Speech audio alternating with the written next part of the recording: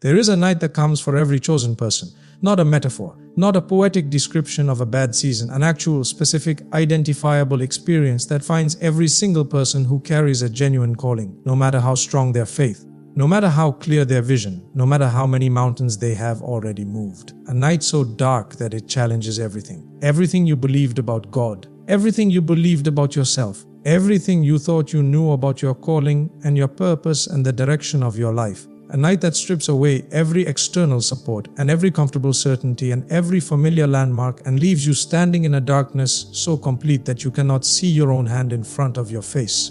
You may be in that night right now, or you may have just come out of it, still shaken, still carrying the marks of it, still not entirely sure how you made it through. Or you may be approaching it without knowing it, feeling the temperature dropping, sensing that something is shifting, that the comfortable seasons are giving way to something that has not yet revealed its full shape. Wherever you are in relation to that night, this is for you. Because the darkest night does not come to destroy you. It comes because you are chosen. And learning how to survive it, how to navigate it, how to hold on through it, how to come out on the other side of it more powerful and more real and more fully yourself than you have ever been. That is one of the most important things a chosen person can ever learn. Stay with me. Let me start by describing what the darkest night actually feels like. Because I think one of the reasons people suffer so deeply in it is that they do not recognize it for what it is. They experience it as a catastrophic malfunction, as evidence that something has gone fundamentally wrong, when in reality it is evidence that something profoundly important is happening. The darkest night feels like God has gone silent, not distant. Silent, there is a difference. When God feels distant, you can still sense the direction of Him.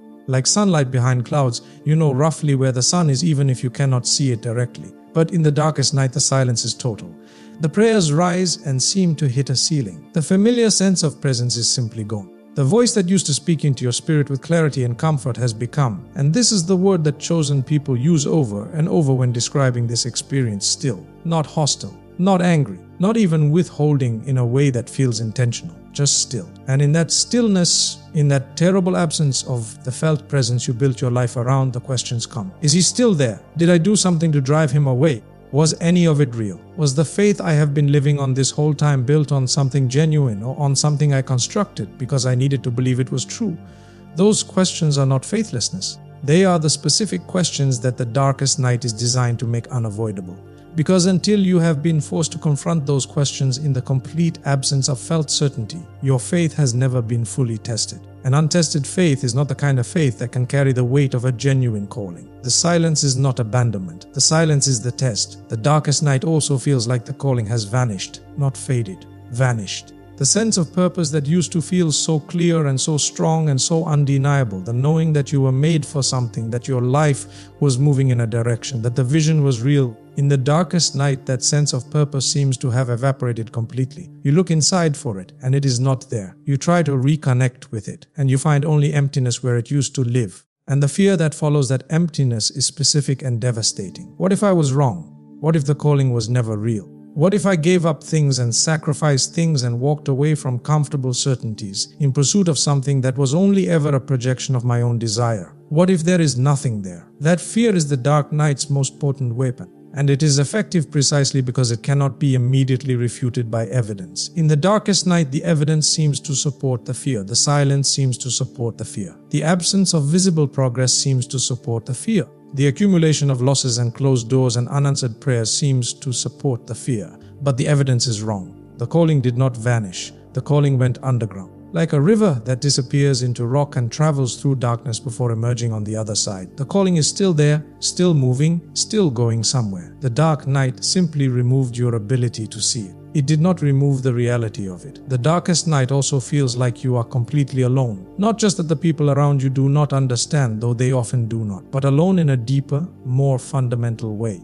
Like something in you has been sealed off from every form of connection. Like the bridges between you and everything that used to sustain you have been silently withdrawn. This is the loneliness that no amount of human company can touch. You can be in a room full of people who love you and feel it with full intensity. You can be in the middle of community and be unreachable. You can speak the words of faith and connection and still feel underneath the words the absolute solitude of the dark night. And that solitude is terrifying. But it is also, as I will explain, one of the most significant gifts of the entire experience. I want to tell you about the people who have walked through the darkest night before you. Because you are not the first, and the fact that others have walked this path, have gone into the complete darkness, and come out on the other side is one of the most important things to hold on to when you are in the middle of it. John of the Cross was a 16th century Spanish mystic and priest who gave the darkest night its name. He called it La Noche Oscura del Alma, the dark night of the soul.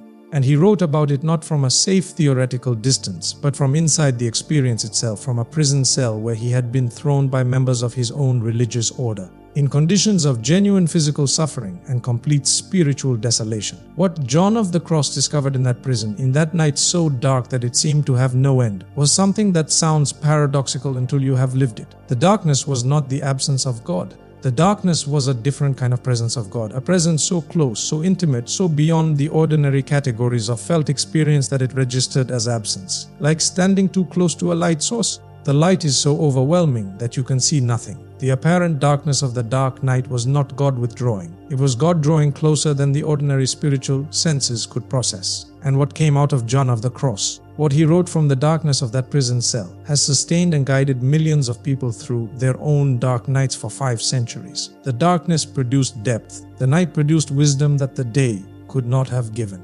Think also about Elijah, one of the most powerful prophets who ever lived. The man who called down fire from heaven. The man who stood alone against 450 false prophets and won. The man whose faith was so extraordinary that even his translation from earth to heaven was miraculous. That man, after one of the greatest victories of his life, sat under a tree in the wilderness and asked God to let him die. He was done, exhausted, afraid, running from a threat that seemed to have cancelled everything he had just accomplished. And in the desert, alone, utterly depleted, Elijah experienced his darkest night. And what did God do?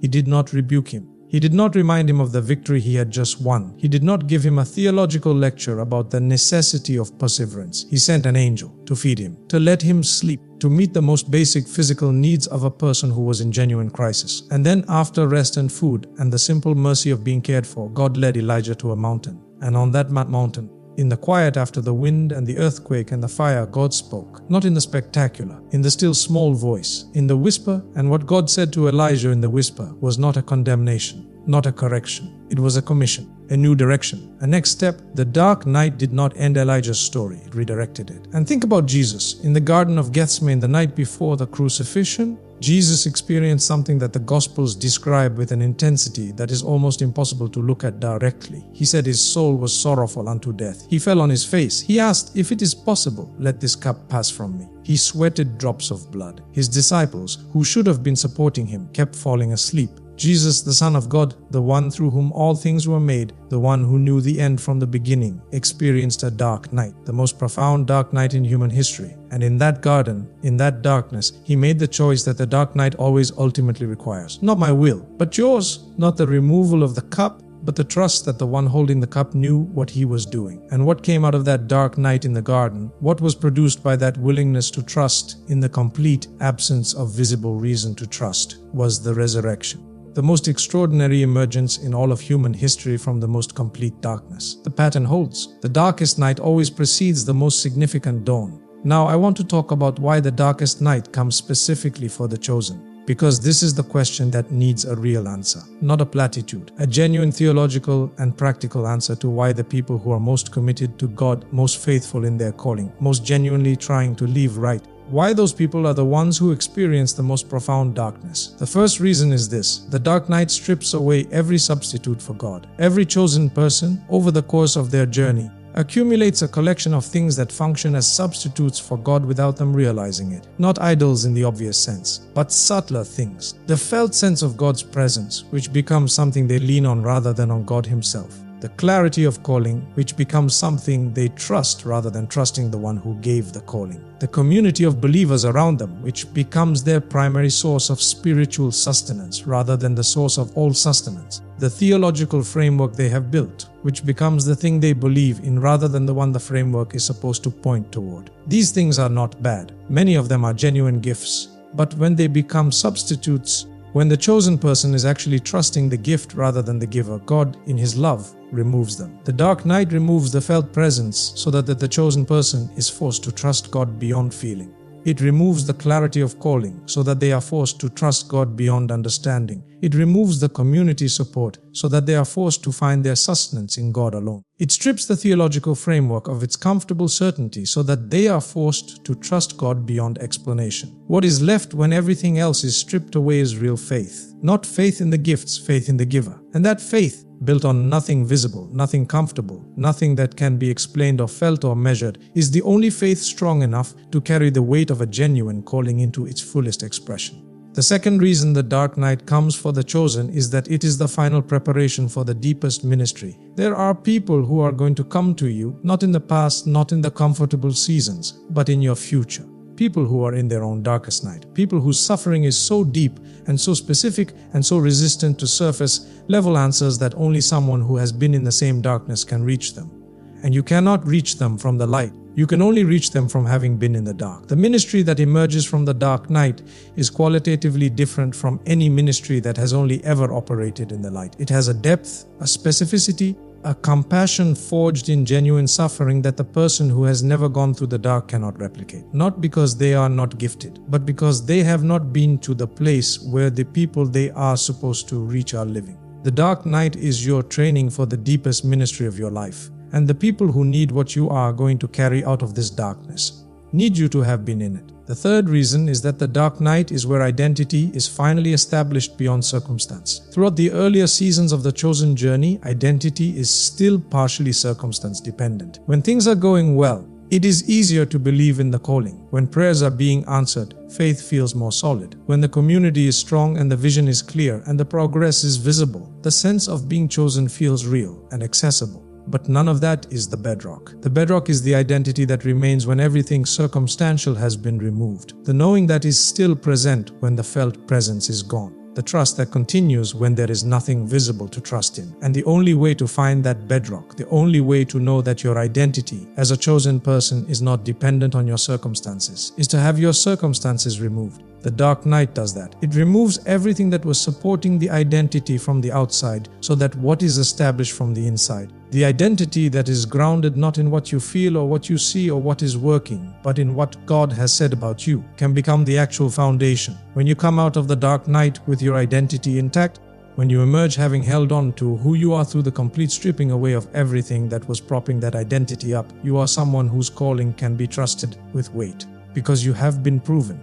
Not in the easy seasons, in the night. Let me talk now about how to survive the darkest night, because knowing what it is and why it comes is essential. But surviving it requires specific, practical, daily disciplines that I want to name clearly and honestly.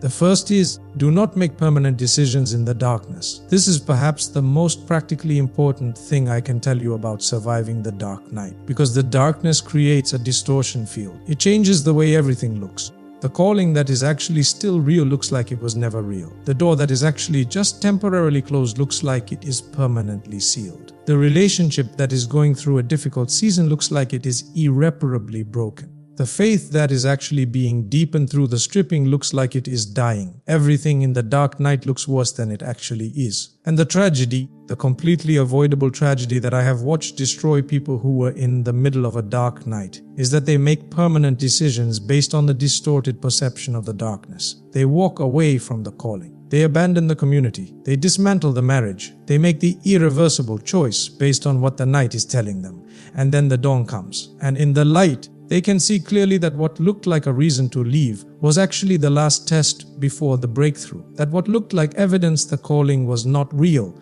was actually the preparation for the calling's fullest expression. That what looked like a reason to quit was actually the threshold between the preparation and the emergence. Do not make permanent decisions in the darkness. Wait for the light. Every permanent decision that needs to be made can be made in the light. Nothing that the darkness seems to urgently require you to decide cannot wait until you can see clearly again. Wait. The second thing is reduce, do not eliminate. In the dark night, the spiritual practices that used to sustain you, prayer, worship, scripture, community, often feel hollow, empty, like going through motions that produce nothing. And the temptation in the face of that emptiness is to stop, to conclude that since the practices are not producing felt results, they are not serving any purpose. Do not eliminate them, reduce them. If an hour of prayer used to feel alive and now feels like silence, pray for 10 minutes.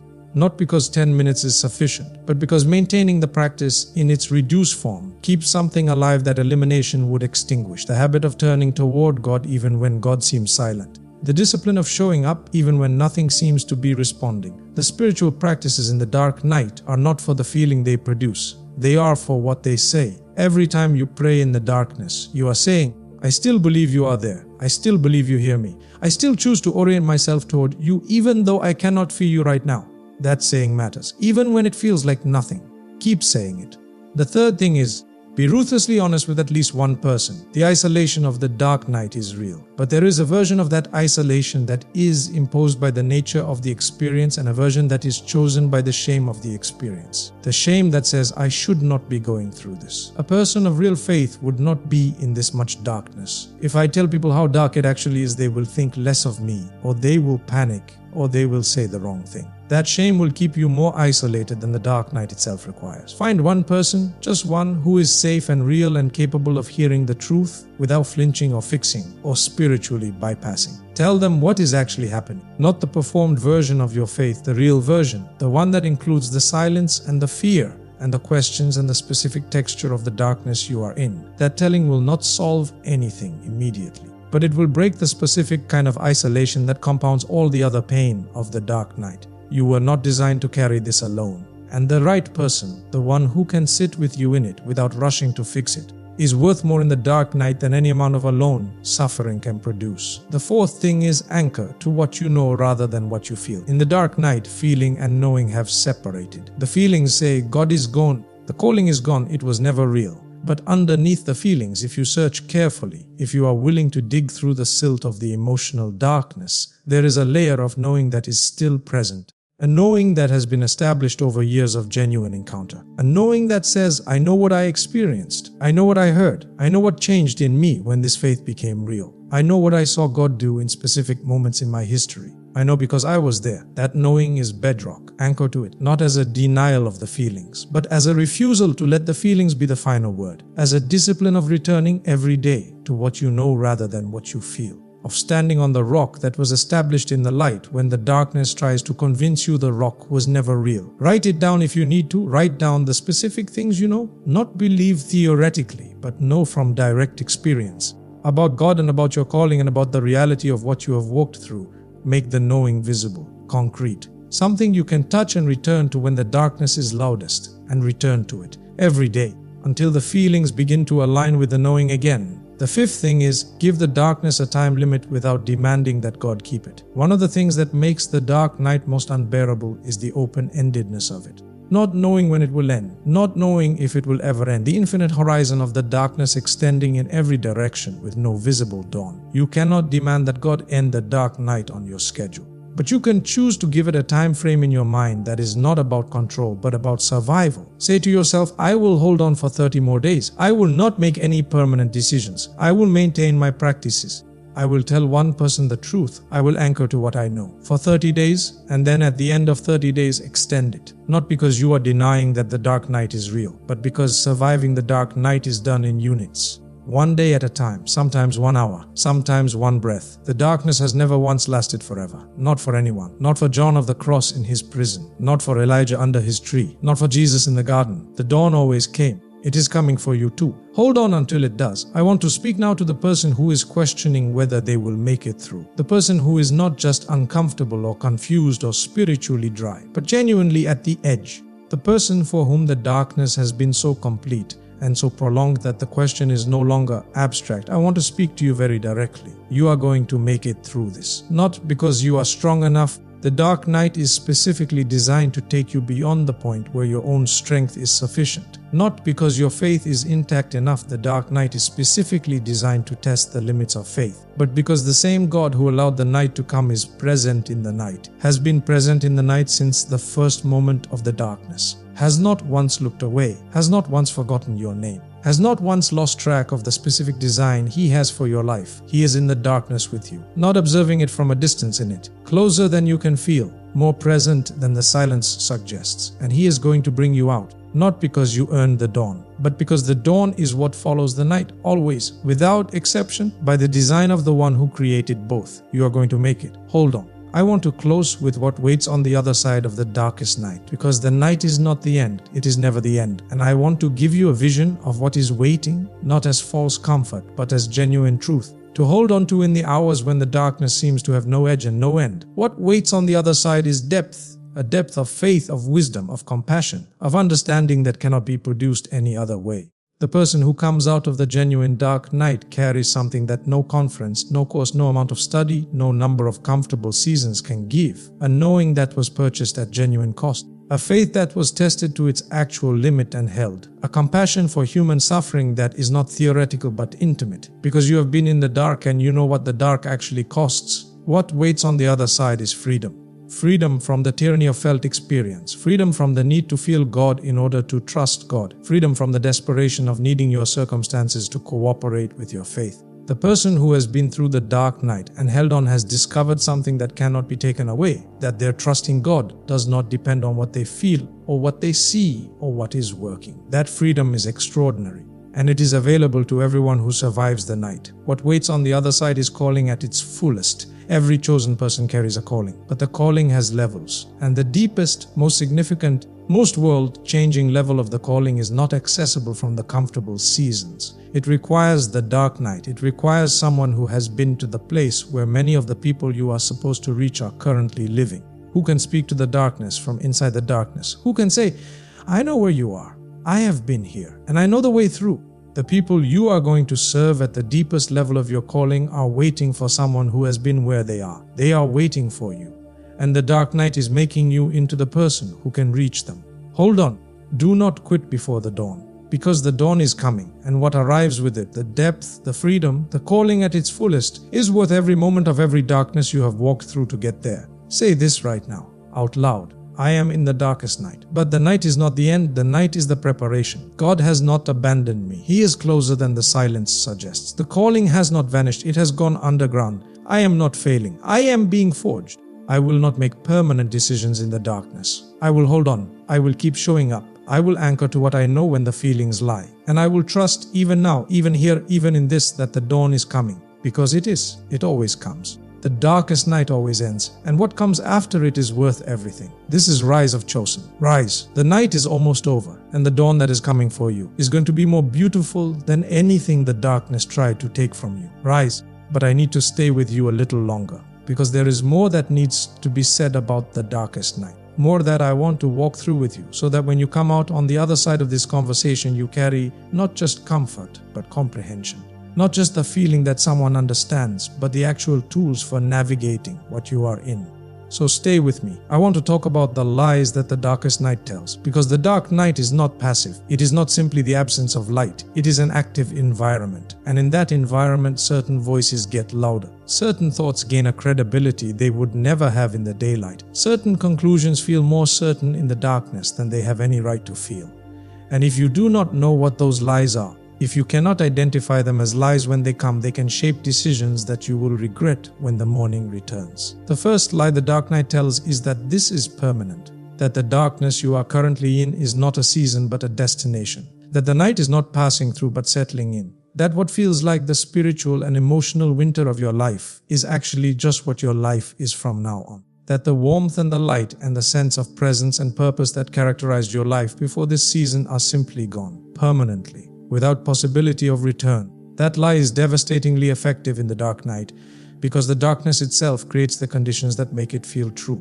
When you cannot see forward, when you cannot feel the warmth, when you cannot access the certainty that used to come so naturally, everything about your current experience confirms the lie. But the lie is still a lie. Seasons end. That is the definition of a season. It is a temporary state that gives way to the next state in the cycle. Winter does not last forever. The darkest hour is always before the dawn. Every person who has been in the dark night and made it through can tell you from the other side that the permanent feeling was false, that the dawn did come, that the morning arrived, that the warmth and the light and the sense of presence and purpose returned. Not exactly as they were before. Better, more real, more deep, more genuinely yours rather than borrowed from an atmosphere. The darkness is not permanent. Say it out loud when the lie comes. This is a season. Seasons end. The dawn is coming. The second lie the dark night tells is that you are uniquely broken. That what you are experiencing is evidence of something fundamentally defective in you. That other people of genuine faith do not go through this. That the people around you who seem to be living in the light of God's presence, worshipping freely, praying confidently, moving through their spiritual lives with the ease that seems so impossibly far from where you are. Those people have something you do not have. Some quality of faith or character or standing with God that you have clearly failed to develop. That lie is not just painful, it is isolating. It compounds the loneliness of the dark night with shame, with the sense that not only are you in the darkness, but you deserve to be in the darkness in a way that other people do not. And it is false. The dark night does not come for the spiritually deficient. It comes for the spiritually deep. The very fact that you are in the dark night is evidence that your roots go far enough to feel the winter. Shallow things do not experience the dark night. They experience boredom and spiritual mediocrity and the gradual cooling of a faith that was never particularly hot. The dark night, the real dark night, the soul-level disorientation that John of the Cross described, is the experience of people who have gone deep enough to be in territory where the ordinary spiritual comforts no longer reach. You are not uniquely broken, you are uniquely deep, and the people around you who seem to be in the light, some of them are genuinely in a good season. Others are performing a light they are not actually experiencing because the darkness feels like something they are not allowed to admit to. And others simply have not yet been through the dark night, which means they have not yet reached the depth at which it becomes necessary. You are not behind them, you are ahead. The third lie the dark night tells is that the only way out is backward, that the solution to the darkness is to return to an earlier, simpler, less costly version of the faith, to step back from the depth that the dark night is demanding, to find a version of spiritual life that does not require this, a version that is comfortable and confirming and does not place these kinds of demands on the soul. And sometimes in the dark night that backward option looks very appealing, because at least it was familiar, at least it was sustainable, at least it did not produce this. But going backward does not resolve the dark night, it just postpones it. The soul that was drawn into the dark night because it was ready for deeper formation, that soul will find its way back to the threshold of the dark night again, because the formation it was called to cannot be avoided, only delayed, and the delay simply means going through the entry process again later rather than doing the work now. There is no way out backward, there is only forward through, and through leads somewhere that backward never could. I want to talk about the gifts that are only available in the dark night. Because for all its difficulty, for everything the dark night costs and strips away and demands, it is also a place of extraordinary availability. There are things accessible in the darkness that cannot be found in the light. There are encounters possible in the dark night that the comfortable seasons simply do not produce. The first gift is the gift of reality. Before the dark night, much of what we call our spiritual life is carried on the surface of feeling and experience. The faith is real, but it is mixed with emotional experience, with the felt presence of God, with the confirmation of circumstances and community, and the regular spiritual highs that sustain the surface level life. And we mistake the experience for the reality. We confuse the feeling of faith with the substance of it. The dark night strips the experience away. And what remains? What is still standing after the feelings are gone and the comforts are removed and the surface layer has been burned off? That is the reality. That is the actual substance of what you believe and who you are and what your relationship with God is made of when nothing else is propping it up. And finding that reality, actually meeting it in the dark, stripped of everything that was masking it, is one of the most significant discoveries a person can make, because you discover what you actually have, not what you assumed you had based on how things felt, but what is genuinely, substantially, rootedly there. And often that discovery is more than you expected, because the roots are deeper than the surface ever showed. The second gift is the gift of freedom from spiritual performance. Before the dark night, there is almost always some degree of performing the faith, of needing to appear to others and to ourselves to be in a certain place spiritually, to have certain answers, to carry certain certainties, to maintain the appearance of a spiritual life that is consistent and confident and progressing in the expected directions. The dark night makes that performance impossible to sustain. You simply do not have the energy or the resources for performance when you are in the dark night. And as the performance falls away, as the need to appear spiritually together dissolves because you are visibly not spiritually together, something extraordinary happens. The authentic thing emerges, the version of you that does not need to perform, that does not need to appear to have arrived, that is honest about where it actually is, that can say, I do not know. I cannot feel God right now. I am in the dark and I am hanging on by my fingernails. And that is the truth. And that authentic version of you is more spiritually real than any performed version could ever be. The freedom from performance that the dark night produces is a freedom you will carry for the rest of your life. And it will make everything that comes after the dark night more genuine, more useful, more actually helpful to the people you are going to serve. The third gift is the gift of unmediated encounter. After the dark night, after the long silence, after the apparent absence, after the stripping away of the felt experience, when God shows up again, the encounter is different. Not filtered through emotional experience, not mediated by the spiritual high, not dependent on the right atmosphere or the right music or the right circumstances. Just encounter. Direct. Real. Bone deep. The kind that does not require validation because it is too real to doubt. The people who have been through the dark night describe the moments of encounter on the other side with a quality of certainty that is qualitatively different from anything the comfortable seasons produced. Not louder, not more dramatic, but more real, more unquestionable, more completely and lastingly transformative. The dark night clears the channels, and what comes through on the other side is unfiltered and diluted. Direct encounter with the God who was never absent, but who was allowing the channels to be cleared so that when the encounter came, it would be unmistakable. One more thing before we close. I want to talk about morning, because the dark night ends with morning. Not gradually, not with the slow accumulation of better days until one day you realize the darkness has lifted. With morning, a specific, identifiable moment when something shifts, when the silence that was absence becomes the silence of presence, when the darkness that was terrifying becomes the darkness that is familiar and even strangely beloved because of what it produced in you. When the questions that had no answers are replaced not by answers, but by a peace that does not require the answers. That morning is coming for you. I do not know when. I cannot tell you how many more nights stand between where you are now and the first light of the dawn. That is not mine to know. But I know the morning comes. I know it because the pattern is unbroken. Because every person in history who has been in the dark night and stayed in it, who did not run from it or short-circuit or give up in the middle of it, has come out on the other side into a morning. David came out. Elijah came out. John of the Cross came out. Thomas Merton came out. Every ordinary person who has been through the ordinary version of the extraordinary dark night has come out. And they came out into more real, more deep, more genuinely useful, more capable of the calling that was always waiting for them. More free, more compassionate, more themselves than they had ever been before the darkness asked everything of them. That is your morning. It is coming. And when it arrives, when the first light of genuine interior felt all the way down to the roots dawning comes, you will know that every night of the darkness was worth it. Not because the darkness was not real, because the morning is more real. This is rise of chosen. Rise, even in the dark, even now. Even tonight, rise, because the morning is coming, and it will be worth every moment of every night. Rise. There is a conversation I need to have with you about what comes after the darkest night.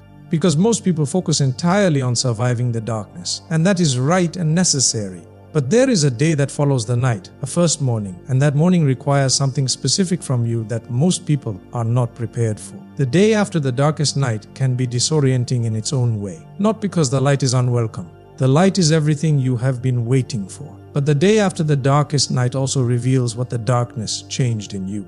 Because you are not the same person who went into the night. The person who went in had a certain kind of faith, more confident on the surface, but less tested in the depths. The person who comes out has a different kind of faith, quieter on the surface, but with roots that go all the way down to the bedrock. Some things you believed before the night you will believe differently now. Not less, differently. With less certainty about the formulations and more certainty about the foundation. With less confidence in spiritual experience and more confidence in the God who is present even when experience is silent. With less investment in performing the faith and more investment in living from it. That shift requires time. Let the dark night change settle. Let the new version of yourself take its shape without forcing it back into the mold of who you were before the darkness asked everything of you. You are different now. And different is not worse. Different is more. I also want to speak to the people who love someone who is in the darkest night. If you know someone going through what has been described in this conversation, the most important thing you can do for them is this. Stay. Do not try to fix it. You cannot fix it. The dark night is not a problem with a solution. It is a process with a purpose, and the purpose will not be served by premature resolution. Do not offer explanations. Do not require them to perform. Do not signal through your discomfort that their honest darkness is unwelcome. The worst thing you can do for someone in the dark night is make them feel that the darkness has to be hidden from you. Do not disappear. Your continued patient, non-demanding presence is one of the most significant things you can offer. Not with answers, not with programs, just by being there. By showing up, by refusing to be driven away by the length or depth or honesty of their darkness. And do not be afraid of the questions they are asking. The questions are not the problem. The questions are the work. And the person who can ask them out loud to someone who does not flinch is significantly safer than the person who asks them only in the 3am silence. Be someone they can ask the questions to. That is one of the most sacred things one human being can offer another. I want to give you something to do right now. Before the inspiration fades, write down 3 things. The first is the last moment you clearly felt the presence and direction of God before the dark night descended. The last moment when the faith was alive and the certainty was real. Write it down. Because you need to remember that the experience was real, that there was a before, that the darkness did not replace something that never existed. The before was real, and what was real once is capable of being real again. The second is one thing the dark night has already shown you about yourself that you did not know before it began. Because I promise you, however dark the night has been, there is something it has already revealed. Some quality of resilience or depth or honesty or capacity that the comfortable seasons never surfaced. Something you know now that you did not know before. Write it down. That knowing is yours. The dark night gave it to you and nothing can take it away. The third is the smallest possible step forward from today. Not the full plan, not the complete restoration. The smallest step that keeps you oriented toward the dawn rather than away from it. Maybe it is one sentence of prayer. Maybe it is reaching out to one person. Maybe it is simply deciding that today you will not give up. Write it down, then do it. That is how the darkest night is survived, one smallest possible step at a time, toward the dawn that is always coming. Let me close with the truest thing I know about the darkest night. Every person who has ever gone through it, every chosen one who has sat in the darkness and refused to give up, who has kept saying, God, I cannot find you, but I am still here. Who has survived the 3am questions and the silence and the shaking of everything they built their life on, every single one of them, without exception, came out on the other side into something they could not have reached any other way.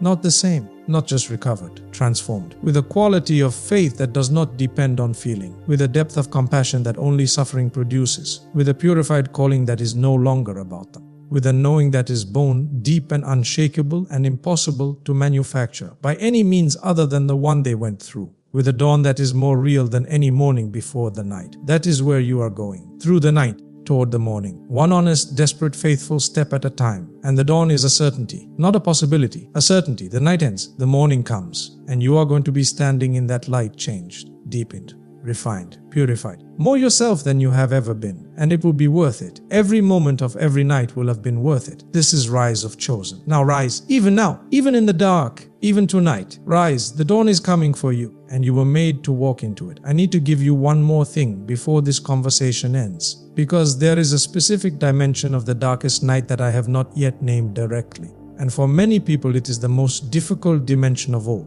More difficult than the silence, more difficult than the loss of identity, more difficult than the isolation and the questions. It is the dimension of time. The darkest night does not end quickly, and the length of it, the days turning into weeks, the weeks turning into months, sometimes the months turning into what feels like years, is one of its most crushing features. Because at some point the expectation of morning starts to feel naive. The hope that held in the early days of the darkness starts to thin. The faith that said this is temporary starts to sound like a story you have been telling yourself to get through the day. And the thinning of hope over time is one of the most dangerous things about the extended dark night. So I want to speak directly to the dimension of time. The length of your dark night is not evidence of its permanence. I know that seems obvious when it is stated plainly. But in the middle of an extended dark night, obvious truths are not obvious. They are buried under months of experience that seems to confirm the opposite. What I want you to understand about the length is this. The dark night is not on your timeline. It is on the timeline of the work that needs to be done in you.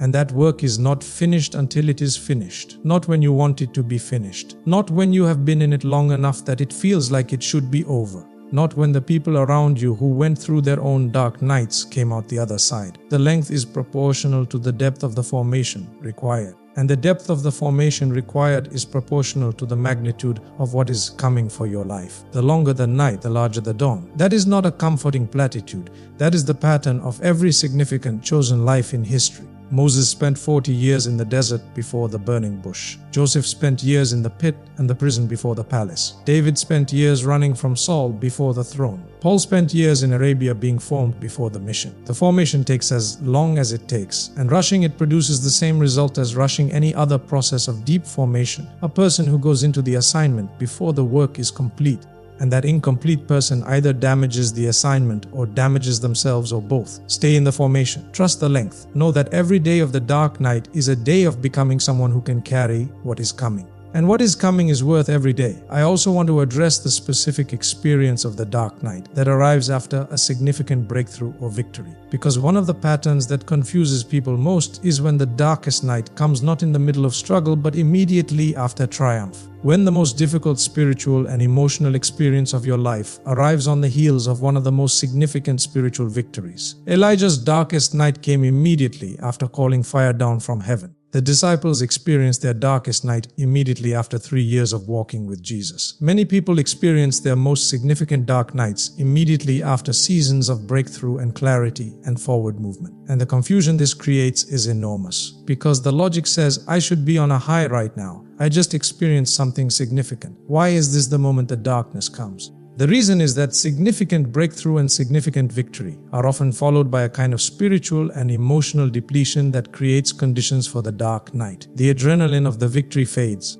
The sustained effort of the significant season leaves exhaustion in its wake. And in that depleted state, the deep work of the dark night becomes possible in a way it was not when you were operating at full capacity. The dark night after the victory is not a contradiction. It is the natural rhythm of the deep spiritual life. The high is followed by the low. The victory is followed by the valley. The fire from heaven is followed by the tree in the desert. And both are necessary. Both are part of the same journey. The victory and the valley are not opposites. They are the inhale and the exhale of a life that is being built for something extraordinary. Let me give you the most important declaration for the darkest night. Not the full declaration. Not the polished statement of complete faith and certain victory. Those declarations belong to other seasons. This declaration belongs to the night. God, I cannot feel you. I cannot find you. The silence is real and the darkness is real and the questions are real, and I am not going to pretend otherwise. But I am still here. I have not quit. I have not run. I am not going to run. And after that night,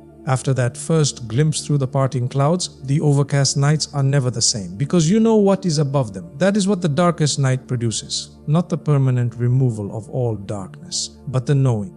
The unshakable experiential knowing, earned in the darkness, paid for with the darkness, that above the clouds the light was always there, always real, always more vast and more permanent than anything that was temporarily obscuring it. You are going to part the clouds, not today maybe, not tomorrow, but the night ends and the clouds part and the stars are there. They have always been there. They will always be there, and you are going to see them. Hold on.